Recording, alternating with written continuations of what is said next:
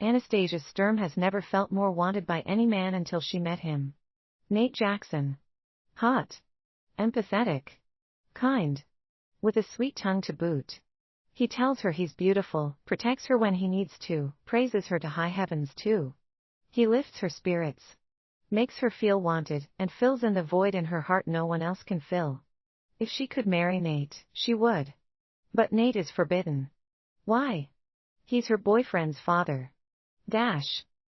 1. Anastasia. What have you got there, Anna? I look up late to see Mom entering the room, and Dad trailing behind her. Quickly, with the speed of light, I snap my laptop shut and give them an awkward grin, which makes Mom snort, and Dad's brows knit tightly together. Have you been updating that gossip column of yours again? I suppress an eye roll. Don't lie to us, Anastasia, Dad says gruffly, his hands folded across his chest as he frowns at me deeply. I wasn't expecting him to come to check up on me tonight. He rarely steps into my room, and even now he looks out of place.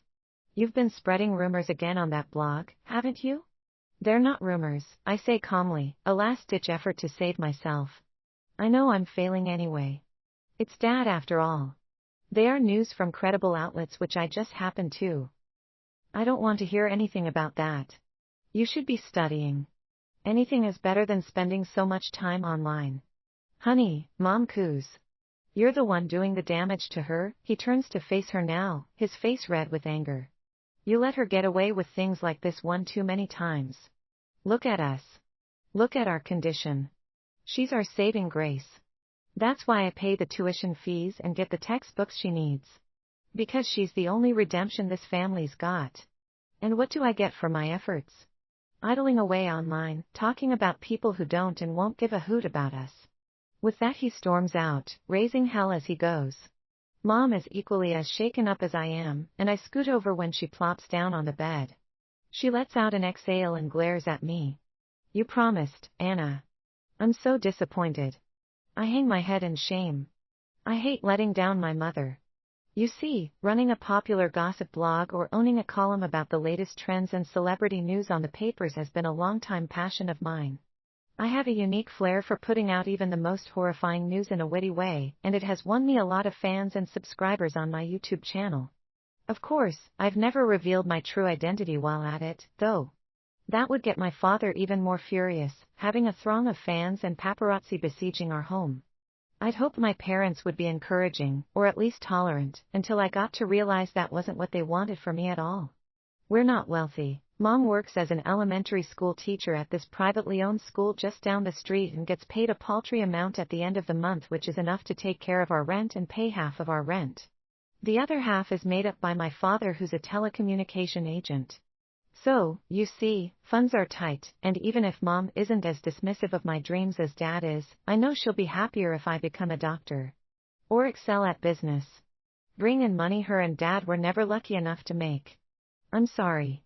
Please don't be mad at him, she says softly, taking my hands in his. He means well, but has a bad way of showing it. Never doubt his love for you. I don't know if Dad and I will ever work our issues out, but I'm not going to give my mom cause to worry. So, I try to smile as genuinely as I can. Okay, Mom. She smiles too, but the sadness still remains in her eyes as she stands. We're going out now to get some groceries.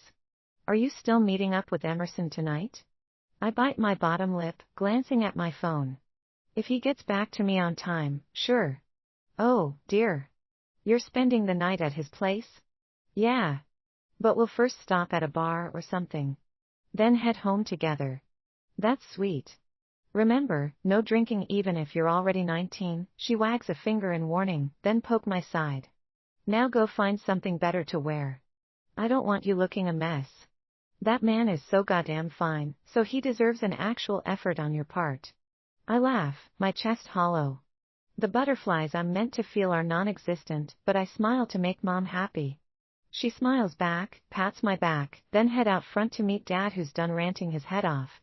Just then my phone lights up with a text. Emerson, hey, babe. Would have been there by now, but Dad is with me. He's been taking hours getting ready. I told him it's just a date, and you're sleeping over. I guffaw as I type out a reply. Me, what did you do that made him insist on bringing you to my place? Emerson, I don't know, babe. He's so nosy. Me, still better than mine. I don't know if Mom is genuinely happy with my relationship because she really likes Emerson and thinks he's cool, or because of his pocket. Emerson's family is loaded. I'm not kidding. They're among the top 5 richest in this city, and my family, well, we're at the bottom of the chain. But is wealth enough reason to be with a guy? I mean, I'd give anything to have my own money. I intend working hard once I'm done with school. But if it were up to Mom, I'd be married to Emerson tomorrow and his stay-at-home wife at the end of the year. She won't even mind if I give up my education for that. But the truth is, my relationship with Emerson is not as rosy as she thinks. As anyone who knows about us thinks. I've always known that there were cracks in it, but never really paid attention until lately when they became obvious. It's not that he stopped loving me, no. The love is there. But it's less vibrant than before. It's faded, like a worn-out carpet. Now his kisses feel hasty, his texts come in later than usual, and he's stopped opening doors for me and sending presents. If we're texting, it feels forced. Like he's busy and wants to get away quickly. I can't even remember when last he said those 3 big words to me. He used to say them every night before, and now it feels like he's never said them at all. Emerson Jackson was different when we first met. I still remember that day like it all happened yesterday. He'd walked into the quaint, little coffee shop where I worked and ordered a shot of espresso and biscotti. Emerson is charming and handsome, so my female colleagues were naturally drawn to his wits and charm. They went out of their way to please him, while I stayed, tucked away behind the cash register, drooling from afar. I knew guys like him would never want to associate with girls that come from a less impressive background as mine, so imagine my surprise when he asked for my number that day. It felt like I'd gotten myself into a Hallmark movie or something. After we became official, he gave me the best 2 damn months of my life. Cinema and park dates, sleepovers, parties with friends, flying out of the country to visit renowned tourist attractions, all the good stuff to keep a girl happy. But after the 2nd month, things dwindled. He now treats our relationship like it's a chore or responsibility that's being forced on him instead of something he enjoys, and I don't even know why I still haven't broken things up with him. Maybe because I know that my mom will be disappointed, and I wish I don't care so much who she thinks is best for me. My phone screen lights up again. Emerson, we're here. Finally. I hurry to my window and take a peek out. Sure enough, a black SUV is parked at the side of the road and Emerson's father, Nate Jackson, is standing right in front of it, speaking with my mom. Emerson gets out and walks to our front porch to wait. My eyes linger on Nate Jackson, and I feel moisture gather in between my legs. God, he's such a masterpiece. That straight black hair gelled and styled back makes him look younger than 41. His face is perfect, salt and pepper mustache trimmed and framing his high cheekbones. His eyes. Midnight black. They hold so many emotions sometimes, I want to stare into them and try to figure it all out, one after the other. While Emerson treats me like some obligation he's being forced to fulfill, Nate has been a lot more generous with compliments and questions about my welfare of late. And I can tell that he truly cares. It's hard to explain, but he genuinely cares for me. It makes my chest ache sometimes, and I've found myself wishing I met him before his son. I remember the first time I met him after Emerson threw party one random weekend and everyone got wasted, except me. The entire house was a mess the next morning, and I woke up early to help clean. Nate had walked in, furious as hell. What the fuck? Did hell freeze over? My heart stopped right there. Everything else turned gray. He was the only thing of color. And I'm not some sappy girl who believes in love at first sight, but he's the only man who's ever had such an effect on me, and if it's love, then so be it. That was the moment I fell in love with him. My screen lights up again, waking me up from my daydream. Shit. Emerson's going to be so pissed. Emerson, it's been 10 minutes. Where the hell are you? Me coming. Emerson, 5 more minutes, and I'm leaving. You won't waste my time like Dad did. Geez. So romantic. In truth, I just want to head over to his place and sleep. I don't want to visit a bar, or anywhere else, but I don't even know when next he'll agree that he's chanced to take me out like this. So why don't we make the best use of what we have? Slipping on a black bodycon dress, and black flats with no makeup, I lock my room door and head out front where he's waiting. What took you so long, babe? He asks, kissing my cheek faintly. His eyes return to his phone, back to what he's watching. I'm so sorry. It's fine. Go on ahead, I'll be with you shortly. I catch a glimpse of what he's watching on his phone. It's a TikTok video of a girl shaking her ass. She's wearing only a thong. I suppress my questions, strutting towards the SUV where Nate stands now, leans against it. He beams as I approach, and my entire world stands at a spot. Damn. Hello, Mr. Jackson, I say, extending a hand which he takes graciously and brings it up to his lips. They brush nicely against my skin, our eyes locked, and I swear there's a pool of water running down my legs. Fuck. Fancy seeing you here with Emerson. Ah, yes. I insisted on coming along with him. To see you. I laugh nervously. He released my hand, and I instantly miss the warmth. Really? I'm not in trouble, am I? Not at all. Far from it.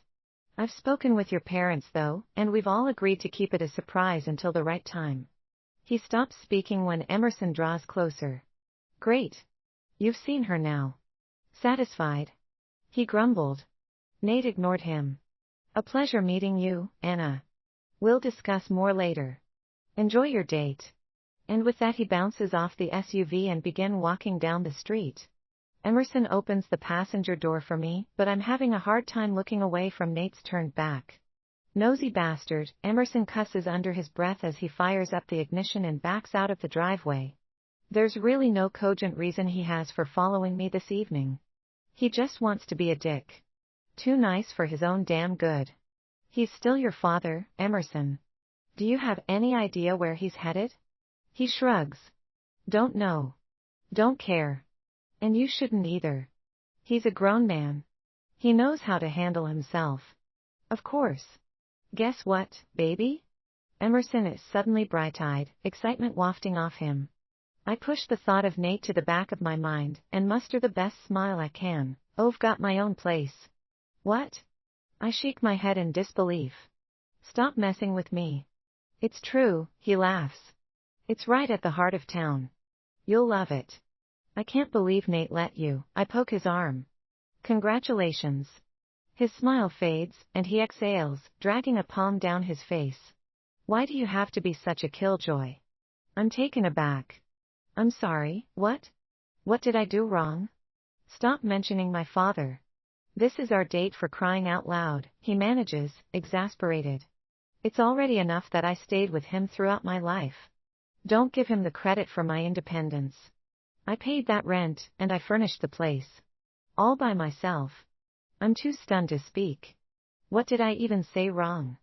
Given how insanely protective of Emerson Nate is, I was simply surprised that he'd allowed him get his own place. Not wanting to explain myself properly, I decided to let sleeping dogs lie. I'm sorry. It's fine, he says sharply, taking his eyes off the road to look at me, his eyes raking from my neck to my propped breasts and stays there. Discomfort settles in my gut. I know what's on his mind. Fuck the drinks.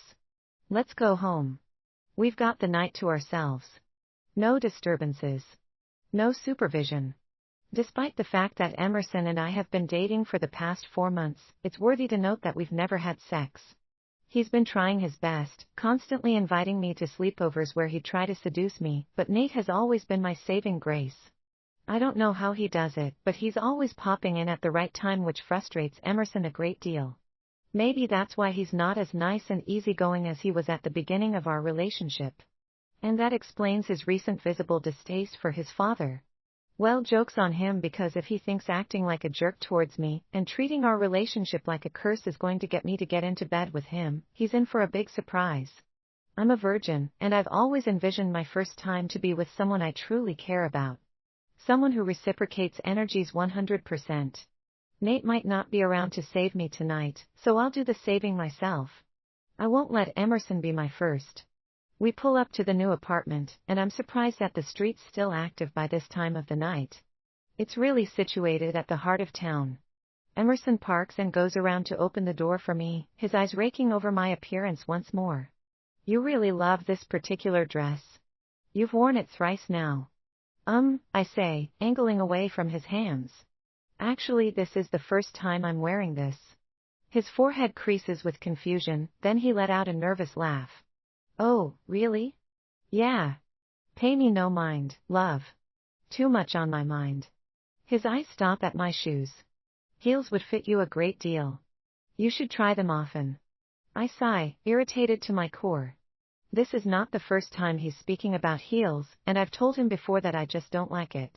It's not my thing. Emerson. Fine, fine, he raises his hands up.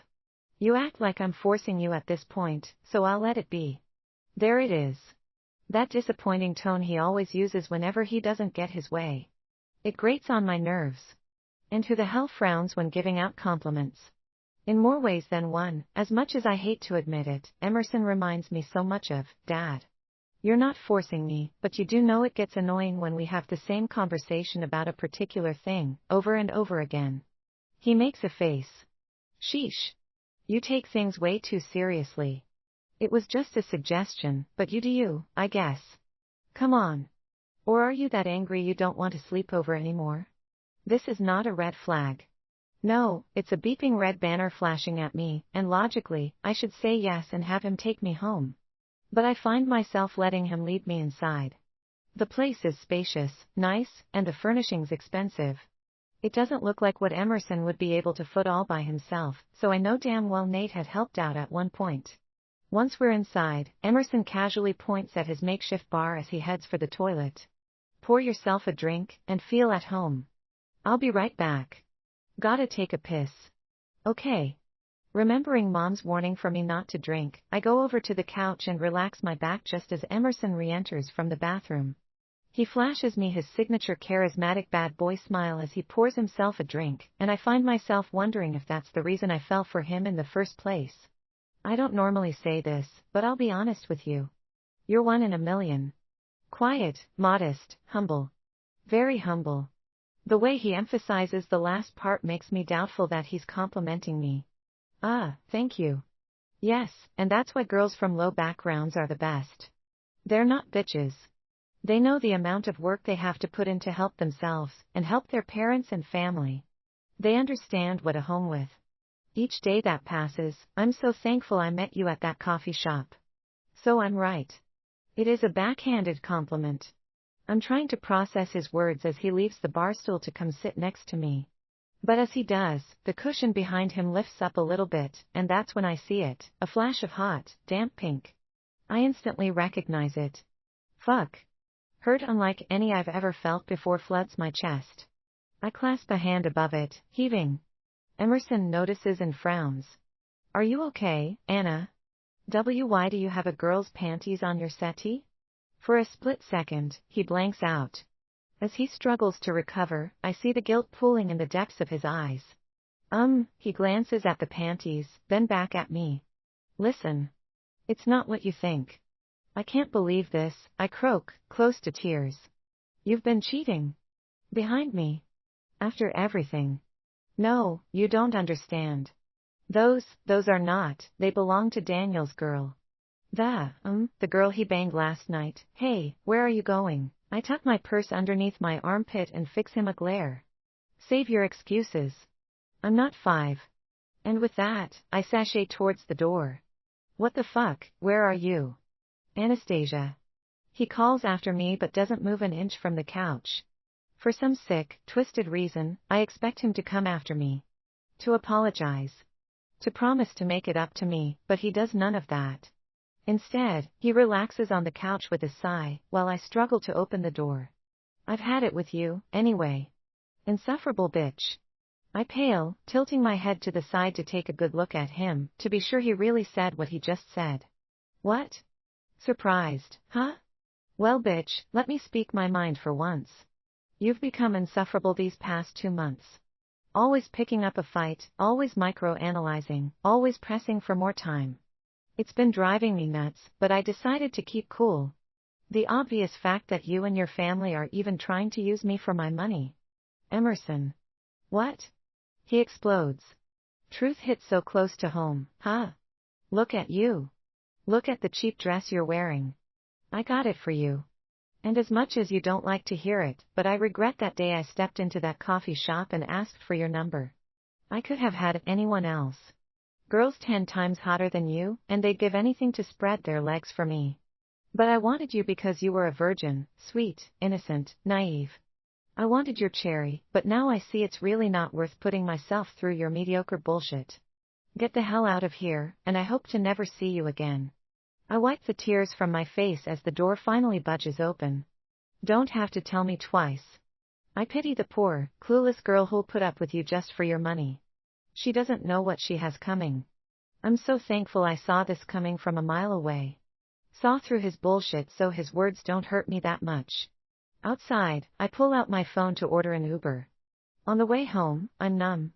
It's as if the dam of tears in me has dried up, and I can't cry no matter how much I wanted to do that. But Emerson is not worth my tears. The car drops me in front of my house, and I go in, change out of my dress into comfortable sweats and a white singlet, then pick up a gossip magazine to read. I lay down on the bed for the next hour or so, until I notice a new text on my phone. Knowing damn well it's not Emerson texting to apologize, I'm curious as I pick it up. My jaw drops to the floor when I see that it's a text from Nate. Nate, please come outside. I'm at the door. I'm wet instantly, and I have to press a palm to my chest to stop my heart from bursting out. I don't know how I do it, but I'm at the door in an instant. Opening it, our eyes lock, and a foreign, comfortable warmth I've never felt before spreads over my body. Hello again, Anna. May I come in? I try not to shit myself in joy as I step aside to let Nate in, his familiar scent of musk, Nivea aftershave, and vanilla engulfing my senses. This is the first time he's stepping foot into my house, and it almost doesn't feel real. In fact, I pinch myself to make sure I'm not dreaming. That the popular, hottest, most talked about and one of the richest billionaires in all of Los Angeles is right here in my house, looking devastatingly dashing. He takes a few steps into the sitting room, and his presence fills the entire place up. But unlike his snotty, self-besotted asshole of a son Emerson, nothing reeked of arrogance or an over-bloated sense of importance in Nate's demeanor. He assesses the place carefully. You have a beautiful place. Your parents are phenomenal. Well, thank you, I say happily. The way he speaks will never not impress me. So calm, so soothing, so manly. And I love the fact that every word that comes out of his mouth feels genuine. There's nothing in my heart to make me think otherwise. This is a man as clear and real as glass. Please make yourself at home. Yes, yes. I came to check up on you. I heard what happened between you and my son. Are you all right? I shrug. I can't pretend that Emerson's words weren't upsetting, but I'm strangely not heartbroken. I'd mentally prepared myself for our split weeks ago. I just didn't envision it'd go down the way it did. I'm trying my best. Not heartbroken, though. Of course, he gestures to the couch. I plop down, and he takes the seat beside me, our legs touching. It feels as though I'm being set ablaze by that little body contact, but I manage to stay put. I've heard things from Emerson's point of view, even though I had to practically raise hell before he agreed to tell me. But I'd like to hear your own side of the story. It's the only way I can truly balance the situation. We hold eye contact with each other for what feels like hours before I force myself to look away, my face no doubt flushed. The way he looks at me. It's crazy. It elicits a lot of emotions. Emotions that ripple throughout my body. He looks at me like he cares. Like he wants me close. Like he wants to be in my corner, and also want me to know that I can always count on him. His eyes are filled with compassion and such tenderness I've never seen in any man's eyes before, and I know in my heart that yes, this is it. This is him. The man I want. I instantly want to tell him every bit, every secret, pour out my heart's contents to him because I know that he'll never mention a word of it to anyone else. That's how much I can trust him. Quickly, I delve into the details of my painful evening, starting from when we got into the car, Emerson's nasty comments about him, and the pink thong I saw tucked away in his settee. Throughout my explanation, Nate's face is etched in concentration. Not once did he interrupt to ask questions or ask me to clarify anything, and his eyes were full of admiration and conviction at my part of the story. Once I finish, he exhales. Saying that I'm disappointed would be putting things lightly. I'm so sorry, Anna. The things Emerson said to you, they're not true, and you shouldn't waste time brooding on them. I know it may not help, but I want to apologize on his behalf. He's still a boy.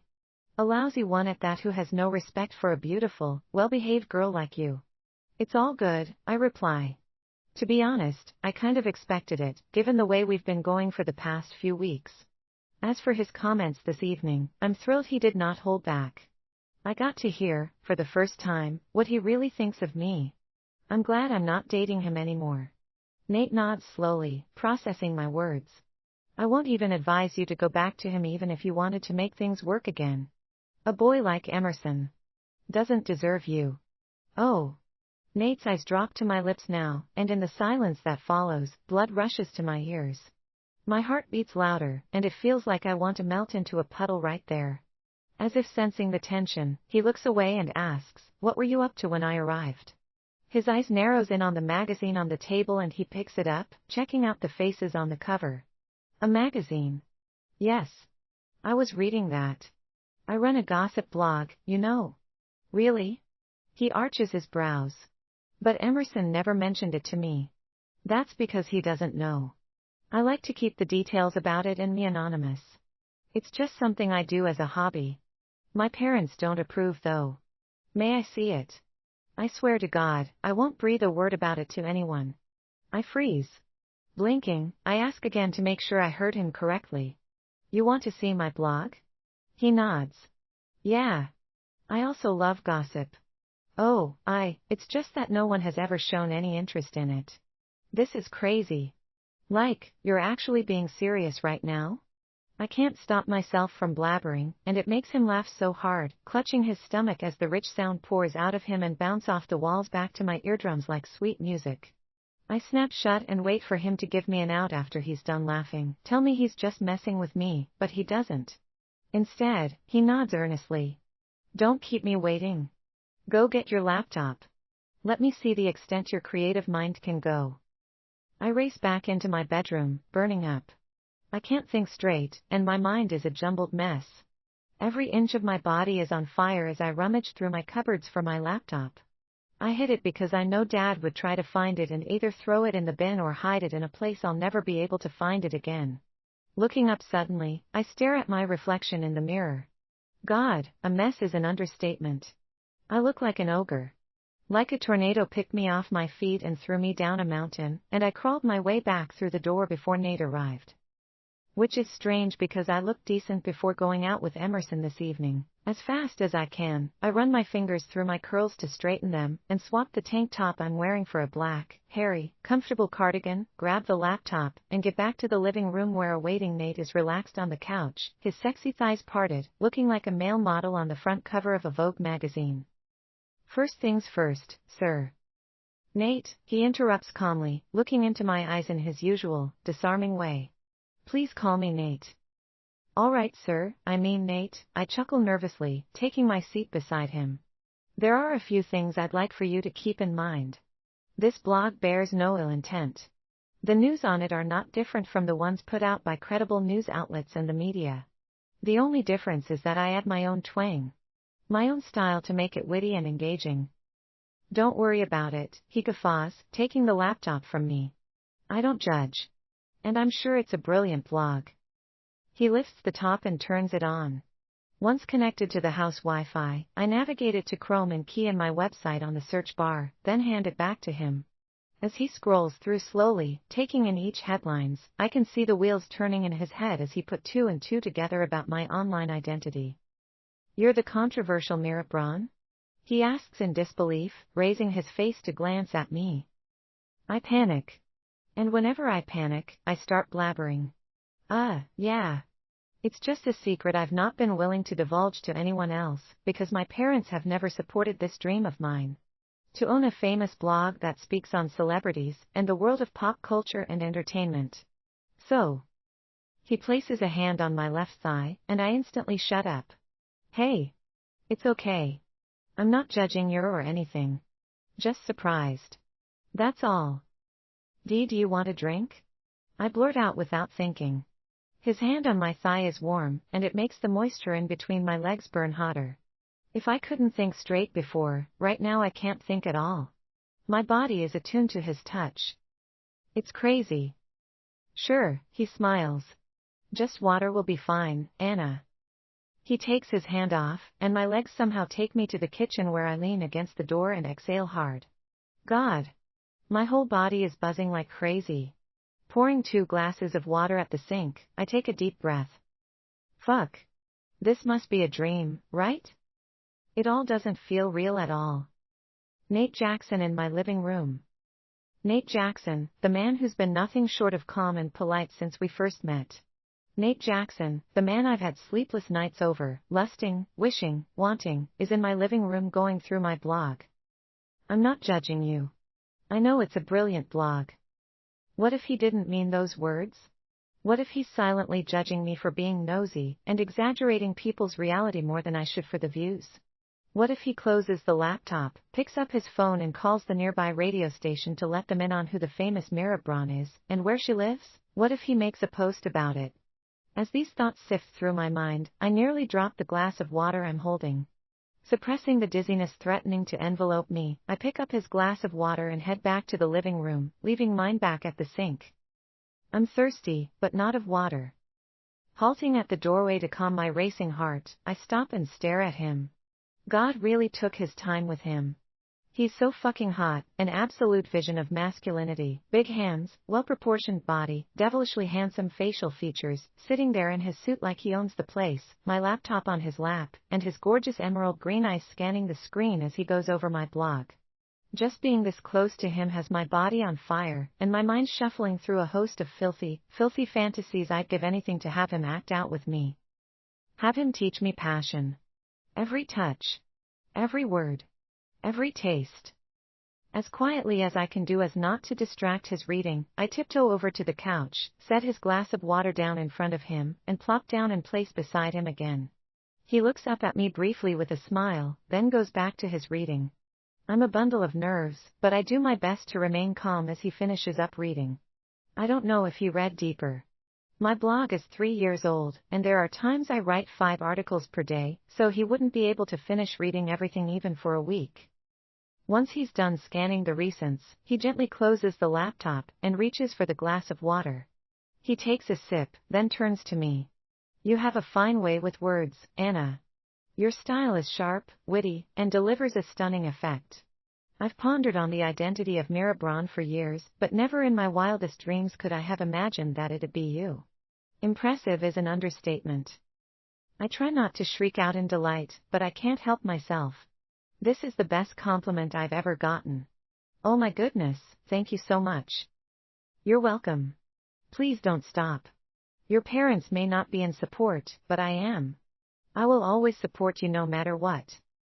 I hold my tears back. I'm so thankful, Nate. No one has ever believed in me so much like you do. It's soothing, and I do not take it for granted. Ah, just giving you your flowers. Tell me, why are your parents not in support though? What are their reasons? I hang my head. My parents want me to be a doctor. Or a lawyer. They want me to pursue a high-paying career because of our financial status. I'm the child that's meant to change the fate, you know. Nate is silent for a while, watching me. When he speaks again, his voice is low. That's sad. I can see the vision in your becoming a medical doctor, but if that's not what you want for yourself, then I think you should stand your ground. He draws closer to me. Try and make them see reasons with you. Don't give up on trying to change their minds. With what I just saw, I know for a fact that the talent is there, and it's a shame if we let it go to waste like that, don't you think? I can't concentrate on his words. My eyes are firmly fixed on his lips, and when I look up from them, into his deep green eyes, I see something I've never seen before. But I must be imagining it, because the emotions swirling in those green orbs are emotions he should not be showing me. Emotions he should be masking. Emotions I've wanted him to show me since the first day we met, but they were emotions I never thought he was capable of possessing. At least not for someone like me. Emotions that spelt out plainly, I want you, Anna. Badly. Painfully. Insanely. Or if you don't want to become a fashion ex-celebrity reporter anymore, who don't you try modeling? You've got a banging body, Anna. He smiles, causing my heart to soar in excitement at the prospect he's introducing. This is Los Angeles, and I know of many brands who would do anything to have a body as good as yours on their roster.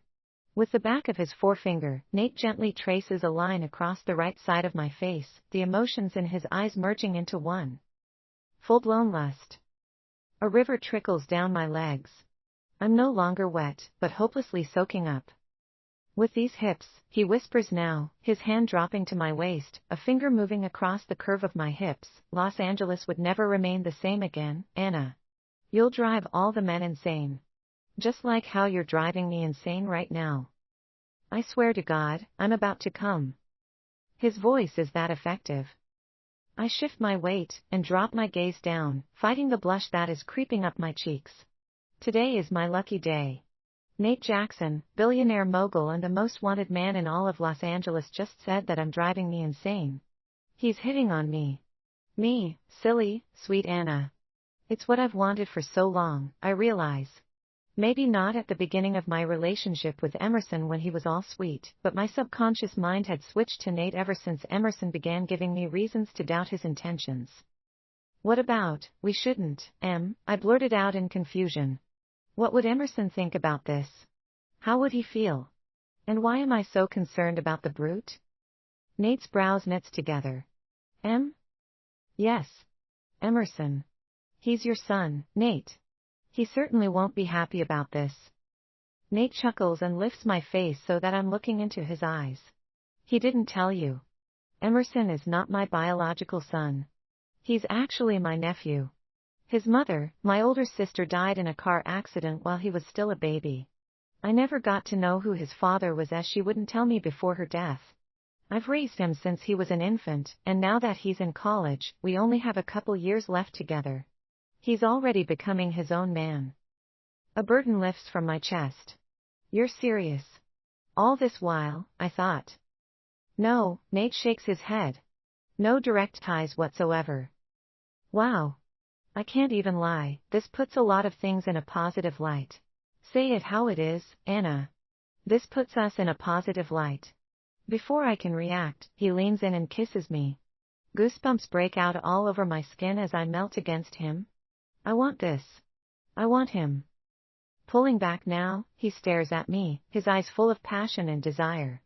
Right there, in that very moment, I thank the heavens for making Emerson and I fall out tonight. If we hadn't, Nate would never have confessed his attraction towards me, neither would I have found out about the truth of Emerson's birth. Come with me tonight, Angel. Can you do that? Please. I nod, fireworks going off in my stomach.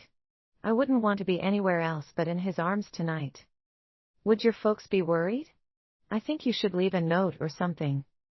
I shook my head.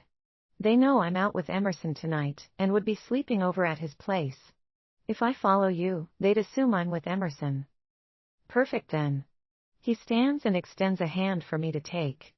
I stand, feeling like the only girl in LA when he sweeps me off my feet, carrying me like an angel. His angel. I try to control my widening smile. Fuck, this is perfect. Too perfect. Well, you won't be with Emerson tonight, Angel, he says sweetly. You'll be with me. The one man in this city who truly knows your worth and how to appreciate it. You won't regret any of this, Anna. That's a promise, and a hill I'm willing to die on to keep. I'm speechless as we pull up to Nate's Malibu home and the gate opens to reveal the most spectacular house I've ever seen overlooking the Pacific Ocean. I can see him glance over at me out of the corner of my eye, but I can't even look back at him. Not yet. I'm doing my best to process everything that's happening, and all I can do right now is keep my eyes forward and focus on what's in front of me. And I bet you thought Emerson's apartment was nice, he remarks as he pulls down the driveway to the enormous front door made from some exotic, dark wood. Yeah, I mutter, in absolute awe. The house is modern and white, but not cold and foreboding like many I've seen when doing Wish I Lived Here tours of Beverly Hills and Malibu. It's tasteful and welcoming and gives off a rich, beachy vibe like somewhere you'd spend a perpetual vacation. Come inside, Nate says. I'll give you the tour. Okay, I reply, managing to turn to him and smile. He smiles back, gets out of the car, and goes around to my side to open my door for me. Again, he holds out his hand for me to take and helps me out. Thank you. His panty-melting grin nearly takes me off my feet. My pleasure, gorgeous. I feel completely underdressed as he thumbs a small black pad on the wall, and the massive door swings open to let us inside. He's in a suit that probably cost thousands of dollars, and I'm wearing sweatpants and a sweater inside a house fit for the most famous of celebrities. As we step into the foyer and gaze out across the tasteful paintings adorning the walls and the elegant furnishings, Nate still has my hand in his. The realization causes me to go hotter than I already was. I'm melting inside and absolutely dripping between my legs. His hand is rougher than what I'd expect from a lawyer and filled with strength. Such strength that it makes me feel safer than I've ever felt in my life. I look up, see him looking down at me, and instantly look away and out a wall of glass at the ocean. Is that the ocean? I ask like an idiot. It sure is, Nate replies. He doesn't make fun of me, but I can see him suppressing a smirk as he walks through the house and out to an enormous deck jutting out over the beach, pulling me along with him. I swallow hard. Why has he brought me here? He could have the entire Victoria's Secret lineup here all lounging around in swimsuits drinking mimosas. Instead, he has me wearing this terrible outfit looking like I just rolled out of bed. I feel like I should have brought something nice, I admit. Something nicer to wear. Don't be silly, Nate scolds me gently. Mi casa es su casa. You don't have to try to impress me, Anastasia, you've already done that. But if you don't like what you have on, he says softly, teasing the hem of my sweater with his index finger. You don't have to keep it on. My stomach goes tight. My heart skips a beat, and I struggle not to literally leap back and make some kind of terrified girly noise. Because that's what I am right now, absolutely terrified, but also hopelessly turned on. How could my night do such a total 180? To go from the nightmare of an encounter with Emerson to this. It's like being told you're being evicted and then an hour later winning $100 million. It's not the greatest sweater, I managed to reply, looking back at him, his handsome face framed by the final rays of the sun just vanishing over the horizon. Oh, I think it's all right, he replies. I just think what's underneath it probably looks 1,000 times better. Every nerve in my body seems to spark at the same time, causing me to feel like I've lit up like a Christmas tree. My jaw drops. I must look like a helpless little puppy as I gaze up at him, slowly nod, and raise my arms up above my head. Nate doesn't hesitate. He takes my sweater at the hem with both hands and lifts it up and off with one fluid motion. I'm not wearing a bra and don't know how I managed to not pass out as I stand there topless before him as his eyes scour my half-naked body. See? He smiles. I knew it. So much better. Yeah. Oh, yeah. He nods. I know you don't seem to like your mom much, but you should thank her for those, gorgeous, because those are absolute perfection. He leans in, and his hands close around my breasts, the rough callous skin pressing against my hard nipples as a groan rises from his chest. His thumbs trace my curves with just the right amount of pressure, sending a shiver up my spine. Until now, I've been wonderfully terrified of this man, but now the need to be closer takes over, and I take a delicate step forward and press my body against his. He doesn't move. Not even a centimeter. He stands tall and unyielding like a statue embedded deep into the earth. His strength causes my excitement to rise even more, like lava ready to erupt from a volcano. Nate reaches up to the lapels of his suit coat and pulls, then extends his arms and lets the coat fall to the floor of the deck. He takes my wrists and guides my hands to the top button of his shirt. Do them for me. God, he's so sexy. Smiling, I slowly unbutton his shirt, revealing two perfectly sculpted pectoral muscles, with just the right amount of chest hair. I'm so in awe I almost have to stop, but I keep going, exposing chiseled abs that take my breath away. I let my eyes explore his physique as my body begins to tingle all over. I'm flushed with anticipation. Good girl. His voice is like cold, hard steel. Now why don't we get rid of these? He hooks two thumbs into the band of my sweatpants and pulls. I gasp as they catch on my hip bones and I feel the teasing coolness of the evening breeze against places on my body I've never had exposed around